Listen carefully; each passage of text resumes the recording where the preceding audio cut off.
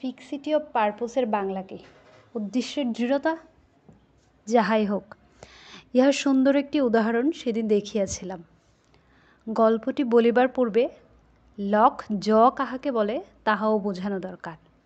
Lock জ তাহাকেই বলে যাহা হইলে ব্যাহত আনন আর বন্ধ হয় না, ব্যাহতই থাকে। হাই তুলিতে গিয়া অনেক সময় এই বিপদ ঘটে। মুখ কিছুতেই বোঝে না, হাঁ করিয়াই থাকিতে হয় যতক্ষণ না ডাক্তার চোয়ালের হাড়টি যথাস্থানে বসাইয়া দেন। ইহার ঠিক ডাক্তারি নাম ডিসলোকেশন অফ ম্যান্ডিবল। একবার হইলে সঙ্গীন পরিস্থিতি। একটি রোগীকে লইয়া অনেক রাত্রি পর্যন্ত জাগিতে হইয়াছিল।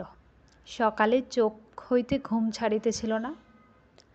গৃহিণীর বারম্বার তাগাদা সত্ত্বেও তন্দ্রাচ্ছন্ন হইয়া বিছানায় পড়িয়াছিলাম। কর কর শব্দে বাজ পড়িল না দুয়ারে কড়া নাড়িল। বাহিরে আসিয়া দেখিলাম একটি আধ ঘোমটা দেয়া কম বয়সী মেয়ে একটি বুড়িকে লইয়া দাঁড়াইয়া আছে। চিনিতে পারিলাম নাথুনির স্ত্রী ও মা। ইহাদের বাড়িতে ইতিপূর্বে চিকিৎসা করিয়াছি। নাথুনি স্থানীয় ময়দার কলে চাকরি করে। কি হলো?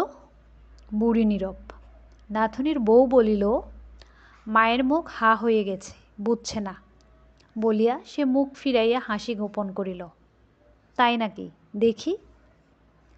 দেখিলাম ঠিকই তাই।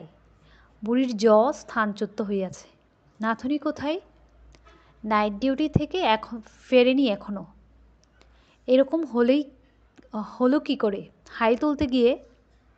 বধূই উত্তর দিল, না, হাই তুলতে গিয়ে নয়। তবে এমনই কি করে হবে? কিসের জন্য হা করেছিল?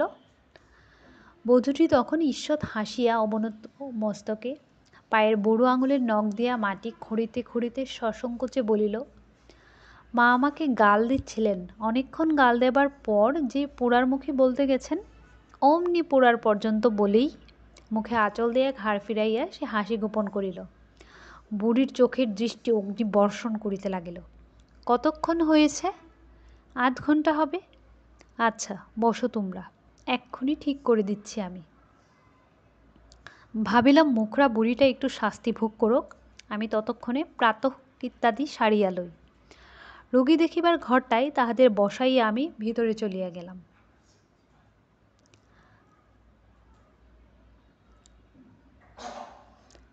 ফিরিলাম প্রায় ঘণ্টাখানেক পরে। আসিয়া বিধিমতো দুই হাতের দুইটা বুড়ো আঙুল বুড়ির মুখ গহ্বরের পুড়িয়া নিচের চোয়ালের হাড়টায় বেশ জোরে চাপ দিয়া টান দিলাম। খুট করিয়া হাড় যথাস্থানে বসিয়া গেল। মুখ হইতে বুড়া আঙুলটি বাহির করিয়া লইবার সঙ্গে সঙ্গে বুড়ি বলিল, মুখী।